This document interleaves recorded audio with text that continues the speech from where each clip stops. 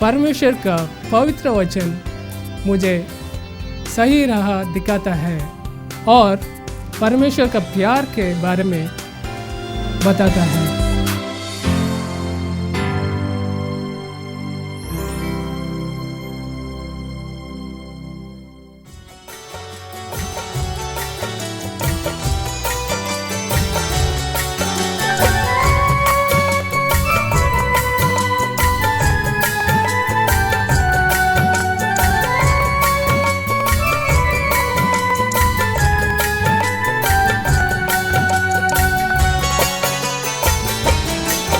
जब आएगा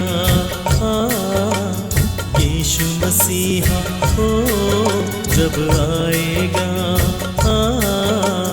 यीशु मसीहा हो, क्या पाएगा हम सबको तैयार, क्या पाएगा सबको तैयार, जब आएगा यीशु मसीहा, जब आएगा यीशु मसीहा।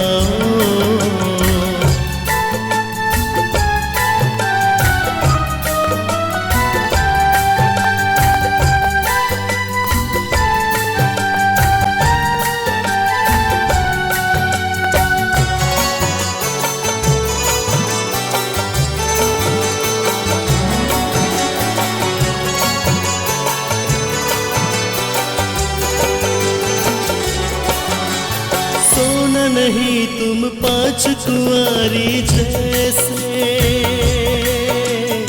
आएगा यीशु जाने कब कैसे।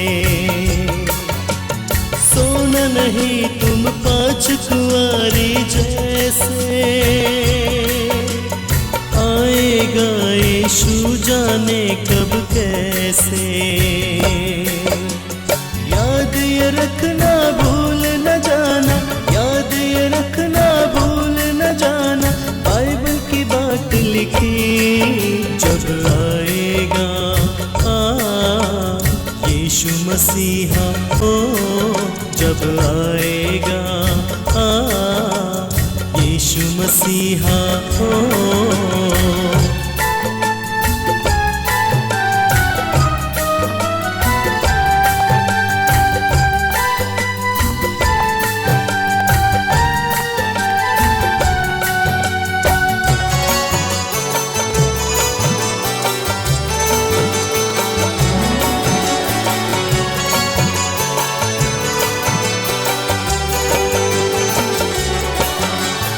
आत्मिकता में हर दिन बढ़ते रहना,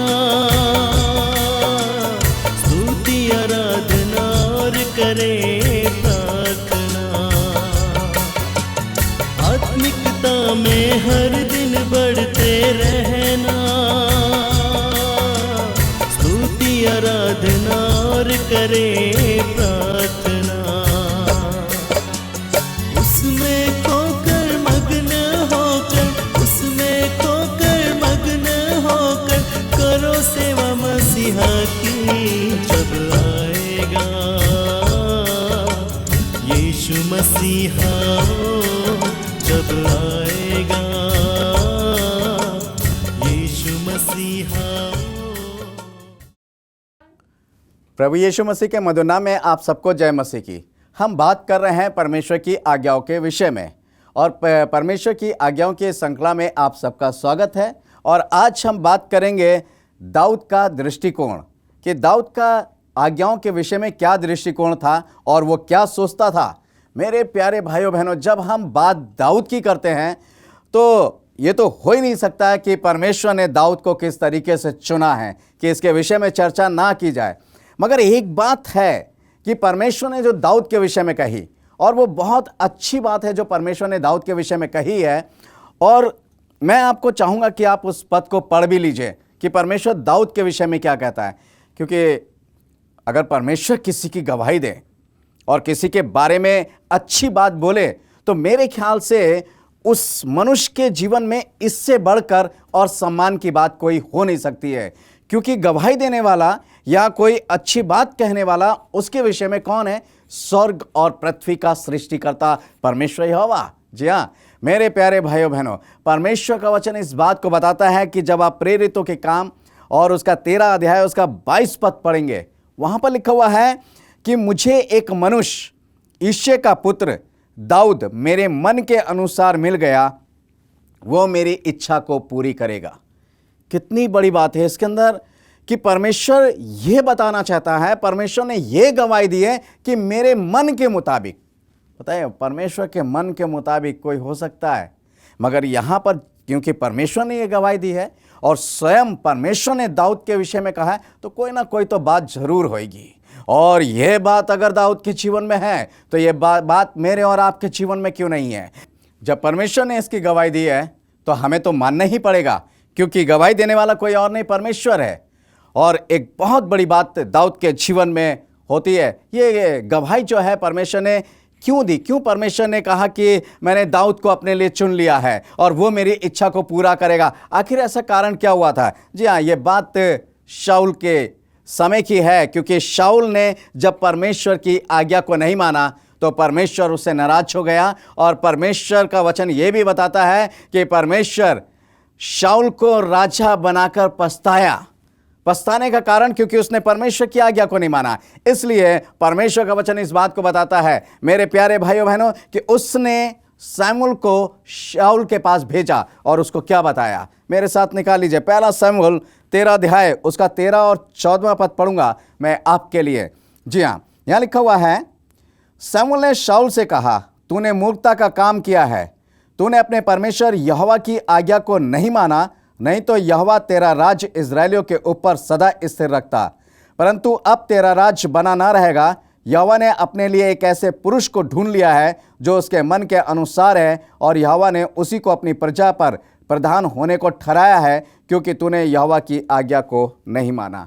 जी हाँ मेरे प्यारे भाइयों बहनों, परमेश्वर का वचन यहाँ पर यह बताता है कि शाऊल ने क्या गलती करी है, और परमेश्वर ये कहना चाहता है कि उसने परमेश्वर की आज्ञा को नहीं माना और इसलिए परमेश्वर उससे बहुत नाराज हुआ। परमेश्वर उससे खुश नहीं था और उसने शमूएल को भेजा और उसने कहा, जाकर शाऊल से कह दे कि मैंने अपने लिए एक पुरुष को चुन लिया है जो मेरी इच्छा को पूरा करेगा। शाऊल को उस राजगद्दी से हटा दिया गया। शाऊल को इज़राइल पर जो कमांड सौंपी गई थी, जो उस पर प्रभुता करने को राजा बनाया गया था, उसको उस पद से हटा दिया गया। जी हाँ, इब्रानियों की पत्री में भी लिखा हुआ है, परमेश्वर का वचन कहता है कि यह आदर का पद कोई अपने आप से नहीं पाता जब तक उसे ऊपर से ना मिले, यानी परमेश्वर से ना मिले। और परमेश्वर ने शाऊल को जैसे राजा बनाया वैसे हटा दिया और उसने उसके स्थान पर दाऊद को राजा बनाया। और जब दाऊद को राजा बनाया तो दाऊद ने बहुत कुछ परमेश्वर के लिए क्या कारण था कि परमेश्वर ने दाऊद को राजा बनाया? इसका सबसे मुख्य बात क्या थी? परमेश्वर का वचन इस बात को बताता है, जब हम दाऊद के विषय में पढ़ते हैं, दाऊद जब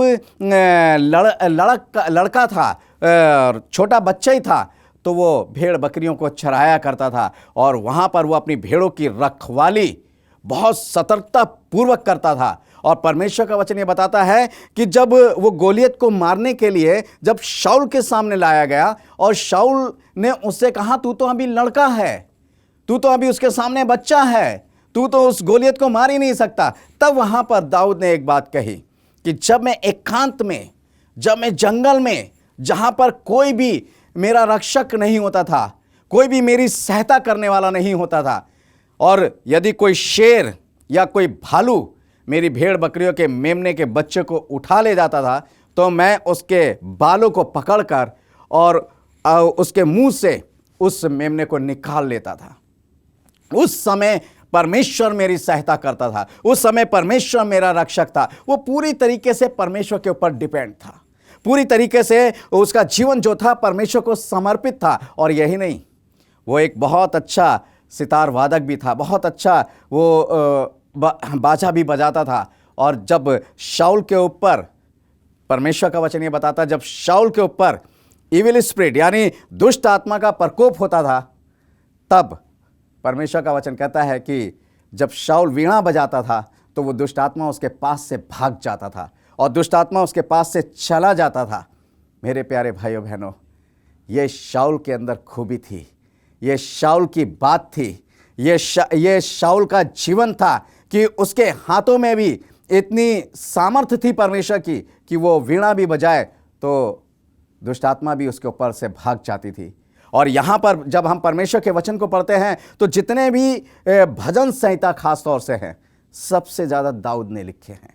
और दाऊद ने जो भजन संहिता लिखे हैं, उन भजन संहिता में कई विषयों पर उसने परमेश्वर के लिए चर्चा की है। उसने बताया कि प्रेज एंड वर्शिप कैसे करना चाहिए, परमेश्वर की स्तुति और महिमा कैसे करना चाहिए, परमेश्वर के से उसने क्षमा कैसे मांगनी चाहिए, अपने आप को नम्र और दीन कैसे करना चाहिए। उसने परमेश्वर को कितना अच्छा बताया है कि परमेश्वर के समीप कैसे आना चाहिए। उसने बहुत सी बातें और बहुत से विषयों पर उसने चर्चा की है। मेरे प्यारे भाइयों बहनों, भजन संहिता 119 यदि आप पढ़ेंगे, बाइबल का सबसे लंबा अध्याय जो पाठ है भजन संहिता, 150 भजन संहिता हैं और सबसे बड़ी पुस्तक इसको माना गया है। और भजन संहिता में जो भजन संहिता 119 है वो सबसे बड़ा अध्याय है पूरी पुस्तक में, अगर आप देख लीजिए, क्योंकि उसमें 176 पद हैं। मैं आपको बता देना चाहता हूँ 176 पद हैं एक भजन संहिता 119 में। और यदि आप पूरे भजन संहिता की बात करेंगे, यानी जो 150 भजन संहिता हैं, उसमें 2407 पद हैं।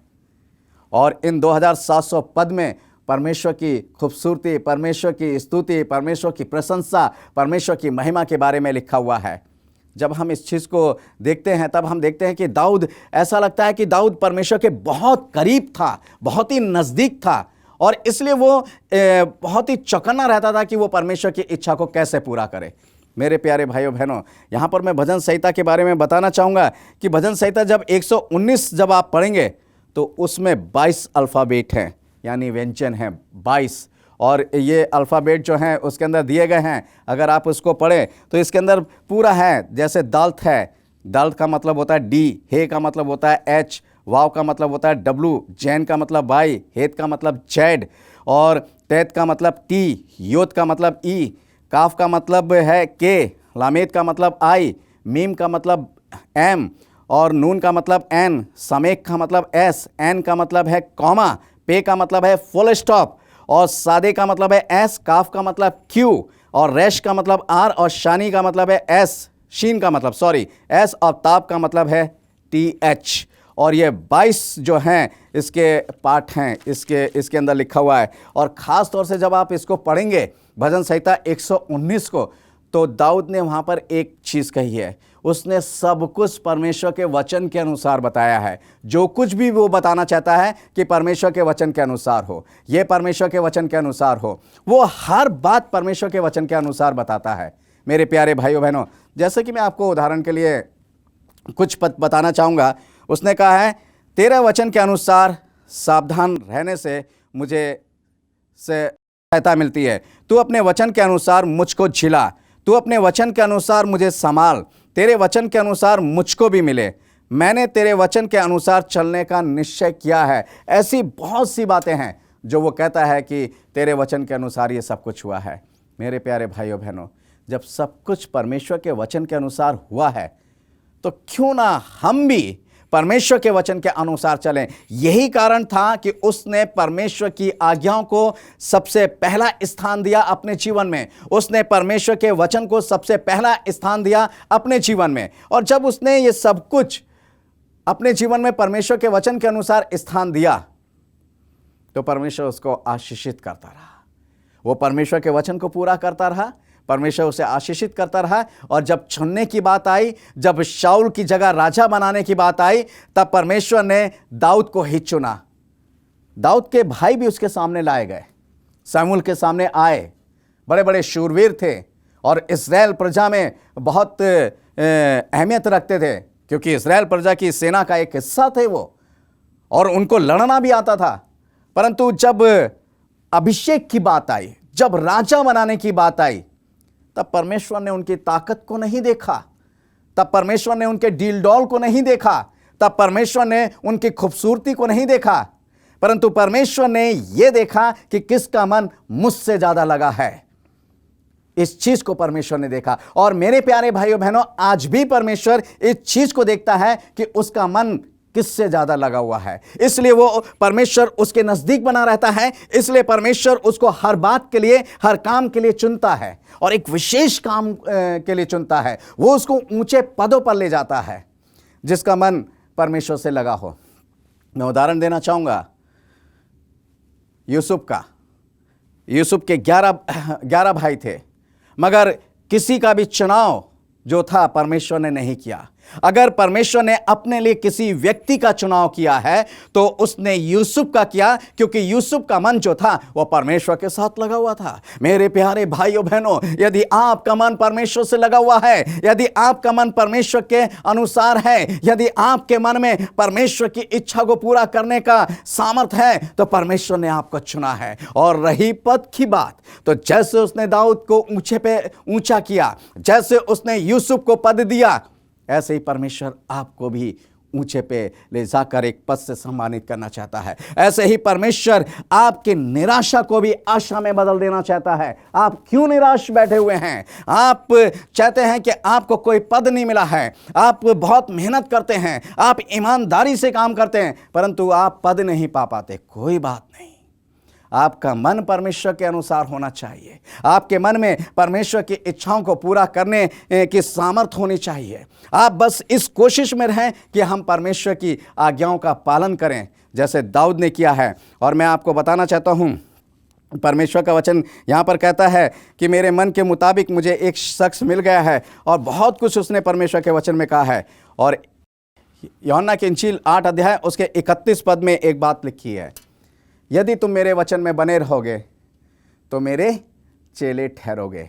जी हाँ, यहाँ पर दाऊद उसके वचन में बना रहा और वो परमेश्वर का हो गया। यदि हम परमेश्वर के बने रहेंगे तो हम परमेश्वर के हो जाएंगे।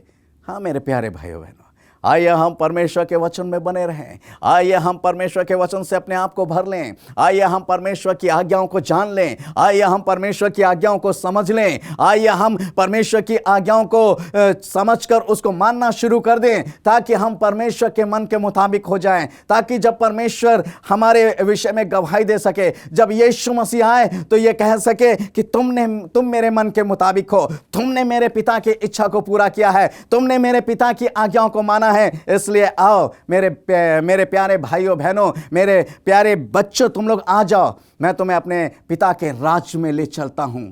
अगर आप तैयार हैं तो परमेश्वर की आज्ञाओं का पालन करें, परमेश्वर की आज्ञाओं को मानें। मैं आपको बताना चाहता हूं, यहाँ पर भजन संहिता 119 में 176 पद हैं, और 176 पदों में 8 विषयों के ऊपर दाऊद ने लिखा है।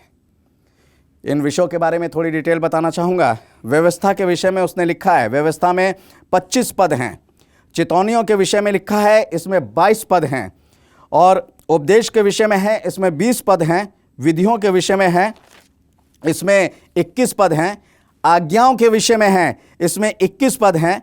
नियमों के विषय में है, इसमें 19 पद हैं।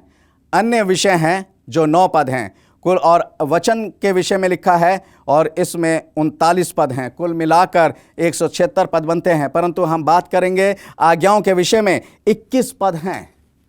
कोई उन्हें 1-2 पद लेकर ही समाप्त नहीं कर दिया। उसने एक विषय को लिया है, हर एक विषय को लिया है, और हर एक विषय की डिटेल बताई है, हर एक विषय के बारे में बताया है।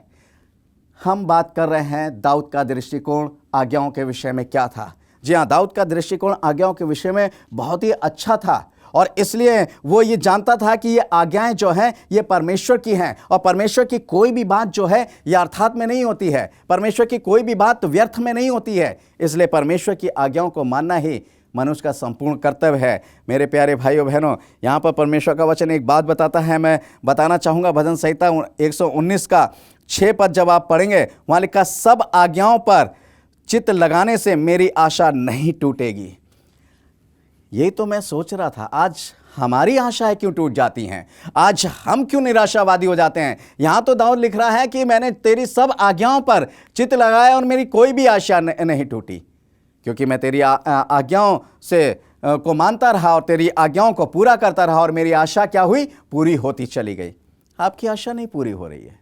अगर नहीं हो रही है तो आज्ञाओं को मानना शुरू कर दें, क्योंकि परमेश्वर की बात को मानना एक बहुत मायने रखता है, क्योंकि वही हमारा सृष्टिकर्ता है, क्योंकि वही हमारा स्वर्गीय पिता है, और उसी के हाथों से हमें जीवन और मृत्यु प्राप्त होता है, उसी के हाथों से हमें आशीषें प्राप्त होती हैं। तो मेरे प्यारे भाइयों बहनों, क्यों ना हम उससे आशीषों को प्राप्त कर लें, उससे बहुतायत का जीवन प्राप्त कर लें जो दाऊद ने चाहा है। और यहाँ लिखा हुआ 10वां पद कहता है, भजन संहिता 119 की ही बात कर रहा हूँ मैं, मुझे तेरी आज्ञाओं की बाट से भटकने ना दे। जी हाँ, दाऊद भटकना नहीं चाहता, क्योंकि वो जानता है कि आज्ञाओं को मानने का परिणाम उसके जीवन में क्या क्या रहा।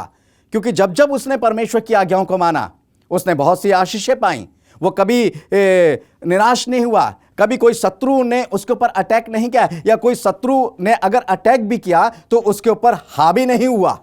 परमेश्वर का वचन ये बताता है, और इसलिए परमेश्वर का वचन इस बात को बताता है, मेरे प्यारे भाइयों बहनों, दाऊद बढ़ता गया और दाऊद इतना सामर्थी हो गया कि उसके बराबर कोई नहीं था। तब परमेश्वर ने उसको बहुत कुछ दिया, इतना कुछ दिया, शायद किसी के पास इतना नहीं था। उसने उसको एक ऐसा बेटा दिया जो बहुत ही ज्यादा बुद्धिमान था, जिसका नाम सुलेमान था। उसकी बुद्धि की चर्चाएं पूरे विश्व के अंदर थी। लोग सुनकर उसकी बुद्धि की परीक्षा लेने के लिए आते थे। सोचिए, वो दाऊद का बेटा था। सुलेमान किसी नाम से नहीं जाना जाता था, सुलेमान दाऊद के बेटे के नाम से जाना जाता था। और ये वो दाऊद था जो परमेश्वर के मन के मुताबिक था, जिसने परमेश्वर की इच्छा को पूरा किया था। मेरे प्यारे भाइयों बहनों, यहाँ है, अपनी आज्ञाओं को मुझसे छिपाए ना रख, वे तेरी आज्ञाओं से भटके हुए हैं, तब मैं तेरी आज्ञाओं के मार्ग में दौड़ता रहूंगा। इसमें बहुत से ऐसे पद हैं। परमेश्वर का वचन कहता है, यहाँ लिखा हुआ है, क्योंकि मैं तेरी आज्ञाओं के कारण सुखी हूँ। क्या बात है। आज हम जब देखते हैं हमारे जीवन के अंदर सुख नहीं है, तो इसका सबसे बड़ा कारण यह है कि यदि हमारे जीवन में सुख नहीं है, तो इसका मतलब है कहीं ना कहीं हम परमेश्वर की आज्ञाओं से भटके हुए हैं, कहीं ना कहीं परमेश्वर की आज्ञाओं को नहीं मान रहे हैं, कहीं ना कहीं आज्ञाओं से वंचित हैं। मगर दाऊद ये कह रहा है कि मैंने तो हर सुख को प्राप्त कर लिया है, मेरे पास तो बहुतायत का सुख है। क्यों सुख है? क्योंकि परमेश्वर की आज्ञाएं उसके पास हैं। और वो कहता है कि मैंने तेरी आज्ञाओं को माना है और उन सुखों को प्राप्त करा है जो आज्ञाओं के साथ तेरी वाचा बंधी हुई थी, जो आज्ञाओं के साथ तेरा प्रॉमिस, तेरा वायदा था, उन वायदों को तूने मेरे ऊपर पूरा किया है।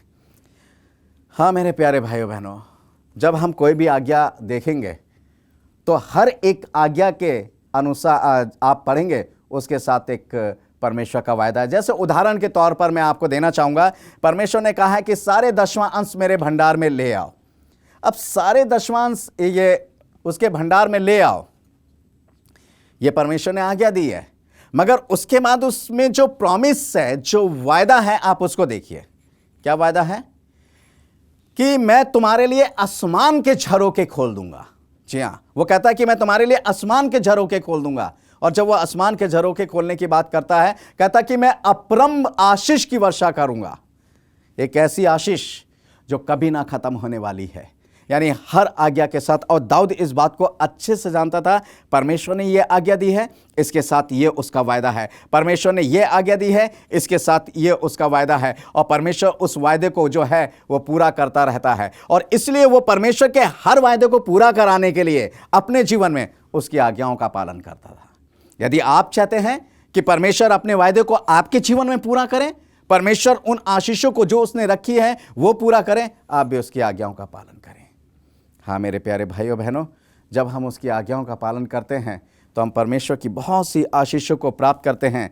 यहाँ लिखा हुआ भजन संहिता 119 का 48 में, मैं तेरी आज्ञाओं की ओर जिनसे मैं प्रीति रखता हूँ हाथ फैलाऊंगा। क्या बात है, हम दूसरों की तरफ हाथ फैलाते हैं, हम संसार की वस्तुओं के लिए हाथ फैलाते हैं, हम इस संसार के धन और दौलत के लिए हाथ फैलाते हैं, हम हाथ फैलाते फैलाते थक जाते हैं, हम लोगों के पीछे दौड़ते दौड़ते थक जाते हैं, परंतु हमें जो है, जो चीज़ हम चाहते हैं वो नहीं मिलता है। मगर यहाँ कह रहा है कि मैं किसी धन दौलत की तरफ हाथ फैलाने के लिए नहीं कह रहा दाऊद, किसी और चीज़ के विषय में हाथ फैलाने के लिए नहीं कह रहा है, कह रहा मैं तो तेरी आज्ञाओं की तरफ हाथ फैलाए रहूंगा ताकि तेरी आज्ञाएं मुझे बहुतायत से प्राप्त हो, और जब वो बहुतायत से मुझे प्राप्त होंगी तो उन आज्ञाओं के साथ जुड़ा हुआ प्रॉमिस जो है वो मुझे मिलेगा। जी हाँ, दाऊद बहुत चौकन्ना था इस बात को। वो कोई भी आशीष, कोई भी ब्लेसिंग्स जो परमेश्वर की ओर से थी ऐसे ही नहीं जाने देता था। मगर आज हम लोग क्या सोचते हैं? हम लोग सोचते हैं कि परमेश्वर पहले आशीष दे दे, उसके बाद हम देखेंगे कि परमेश्वर की आज्ञा माननी चाहिए या नहीं माननी चाहिए। और यही कारण होता है कि हम क्या होते हैं, हम परमेश्वर के से दूर हो जाते हैं। परमेश्वर की आशीषें हमारे जीवन में नहीं होती हैं, कोई सुख हमारे जीवन में नहीं होता है, किसी भी प्रकार की खुशी हमारे जीवन में नहीं होती है, और हम यूं ही इस संसार में भटकते रहते हैं। मेरे प्यारे भाइयों बहनों, यदि आप सुखी होना चाहते हैं तो परमेश्वर की आज्ञाओं का पालन करें। यहाँ पर बहुत से रेफरेंस हैं, अगर आप पढ़ेंगे बहुत कुछ लिखा हुआ है। 160 वो भजन संहिता 119 का 60 पद में, मैं तेरी आज्ञाओं को मानने में विलंब नहीं, फुर्ती की है। बहुत अच्छी बात है। आज हम मान लेंगे, समझाते समझाते हमारा जीवन गुजर गया, हमारी आधा जीवन गुजर गया। मगर दाऊद इस बात को नहीं कह रहा है। दाऊद कह रहा नहीं, जैसे ही परमेश्वर की आज्ञा को वो सुनता है और परमेश्वर की आज्ञा उसके पास पहुंचती है, वो विलंब नहीं करता है। परमेश्वर ने कहा है, वो तुरंत उठता है और परमेश्वर की उस आज्ञा को पूरा करता है। मगर हम लोग कितनी आज्ञाएं हम लोग सुनते हैं, कितनी आज्ञाएं परमेश्वर ने हमें सुनाई हैं, मगर मेरे प्यारे भाइयों बहनों, हम लोग अक्सर अपने जीवन में विलंब करते हैं, देरी करते हैं परमेश्वर के वचन को पूरा करने के लिए, परमेश्वर की आज्ञाओं को पूरा करने के लिए, मगर नहीं कर पाते हैं। और यही कारण है, फिर हम कहते हैं कि परमेश्वर हमारी सुनता नहीं, फिर हम कहते हैं कि परमेश्वर हमें देता नहीं है। कैसे वो परमेश्वर देगा, कैसे वो हमारी सुनेगा, क्योंकि हमारे पास तो कुछ है नहीं। तो आइए मेरे प्यारे भाइयों बहनों, हम परमेश्वर की आज्ञाओं को सुने और परमेश्वर की आज्ञाओं को माने, ताकि हम परमेश्वर की आशीष को प्राप्त कर लें। इस वचन के द्वारा प्रभु हम सबको आशीष दे। मेरे प्यारे भाइयों बहनों, यदि आपका कोई प्रार्थना निवेदन है, यदि आप इसके बारे में और अधिक जानकारी चाहते हैं, तो आपके स्क्रीन पर हमारा कॉन्टैक्ट नंबर है, हमारा वेबसाइट है, आप हमसे कॉन्टैक्ट कर सकते हैं। हम आपके लिए प्रार्थना करेंगे। आइए प्रार्थना करें। स्वर्ग और पृथ्वी के सृष्टिकर्ता परमेश्वर यहोवा, हम चाहते हैं कि आपकी आशीष, आपकी सामर्थ हमारे साथ हो, ताकि हम आपकी आज्ञाओं का पालन कर सकें और उस सुख को प्राप्त कर सकें जो आपके हाथों से होता है। प्यारे प्रभु, ये प्रार्थना यीशु मसीह नासरी के नाम से मांगते हैं। आमीन और आमीन।